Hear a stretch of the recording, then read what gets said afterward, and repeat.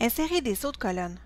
Un saut de colonne va faire en sorte que c'est vous et non pas Word qui va choisir où une colonne va se terminer et où une autre va commencer.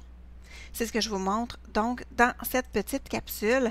Alors, j'ai mon texte qui se trouve juste ici dans la page de gauche. Ce que je voudrais, c'est que mon texte qui commence par titre 2 soit directement en haut pour que ça soit un petit peu plus clair et facile à lire. Alors, ce que je vais faire, étant donné que mon texte est déjà séparé en deux colonnes, donc vous voyez que ici, j'ai mon saut de section qui est ici. Alors, ce que je dois faire, c'est insérer un saut de colonne qui va indiquer à Word, c'est à partir de ce point-là que va commencer ma deuxième colonne. Alors, je vais me positionner devant titre 2, étant donné que c'est là que je veux que ma deuxième colonne commence.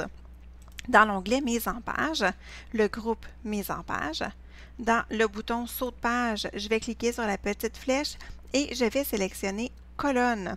Et vous allez voir donc que mon titre 2 va se retrouver tout simplement sur la deuxième colonne. Je pourrais faire la même chose ici sur ma page de droite.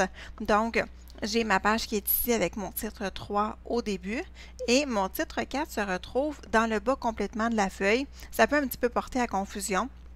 Donc, ce que je vais faire, c'est que je vais me positionner encore une fois avec le pointeur. Donc, je vais mettre le point d'insertion directement à l'endroit où doit commencer ma nouvelle colonne et je vais aller dans Mise en page, insérer un saut de colonne pour que titre 4 se retrouve dans le haut de ma page tout simplement.